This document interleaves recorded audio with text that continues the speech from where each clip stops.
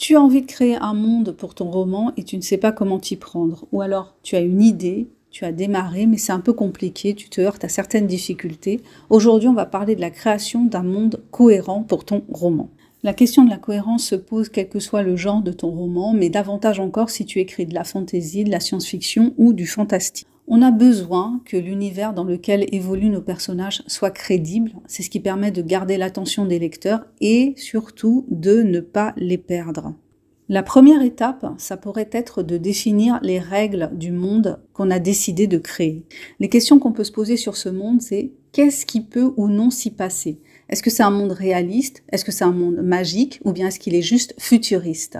Il peut s'y passer des choses qui aujourd'hui nous paraissent irréalisables et qui dans un futur seraient tout à fait possibles, comme la présence de voitures qui défieraient la gravité ou bien la possibilité de guérir toutes les maladies. Je vais prendre l'exemple de 1984 de George Orwell.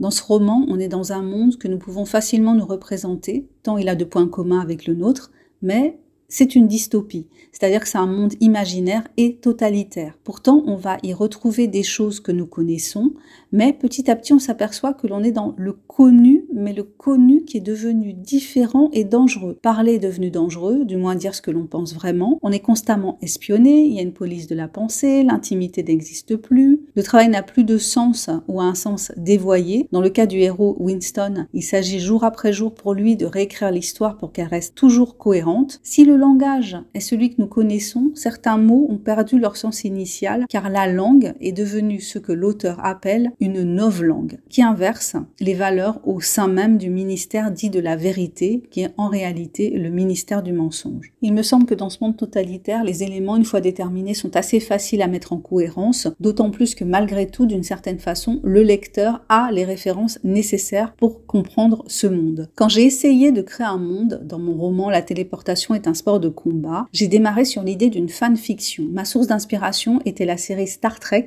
qui est une série qui a démarré dans les années 60 aux États-Unis. L'idée était que mon personnage principal puisse se téléporter et qu'à un moment donné, elle réussisse à se téléporter sur une autre planète. Et à partir de là, il fallait que j'arrive à définir le monde nouveau sur lequel elle se retrouvait à évoluer. Qu'est-ce que c'était que ce monde ? Comment il fonctionnait ? J'ai décidé qu'il serait principalement fait de désert en m'inspirant de dunes et puis j'y ai ajouté une touche d'humour gore. J'y ai mis des animaux fantastiques qui ressemblaient à des dinosaures et puis des individus qui sont des répliques les uns des autres, des clones avec une taille très très élancée. Et puis j'ai ajouté un créateur.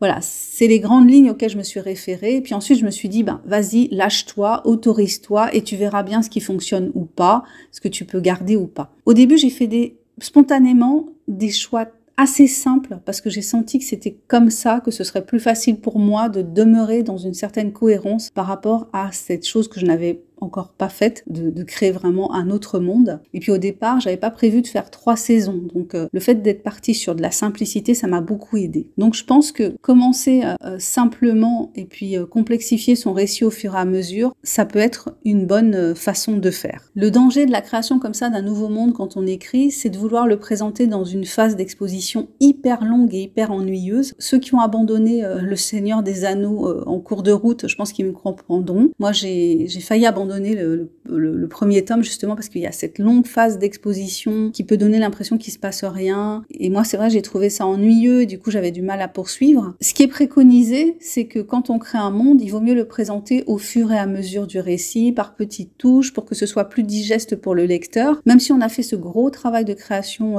ça veut pas dire qu'on va tout utiliser. C'est que ce gros travail va nous permettre d'être cohérent et puis à un moment du récit, de le mettre en avant. Mais pas d'un bloc. Donc l'idéal, c'est que ça vienne soutenir le récit et que ça arrive à point nommé à chaque fois quand on en a besoin.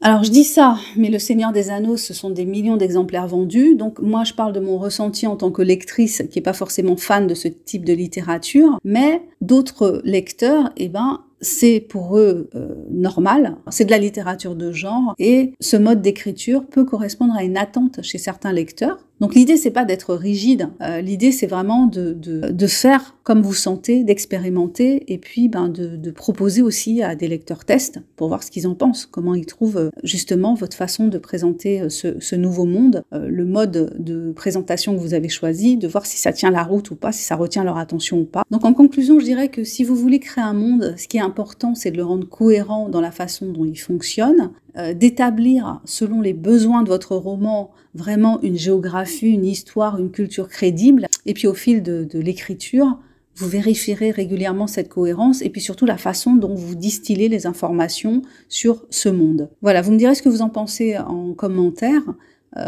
Vous me direz, vous, comment vous vous y prenez si vous êtes en plein dans ce type de travail d'écriture, quels sont les choix que vous avez faits, quels sont les choix que vous faites.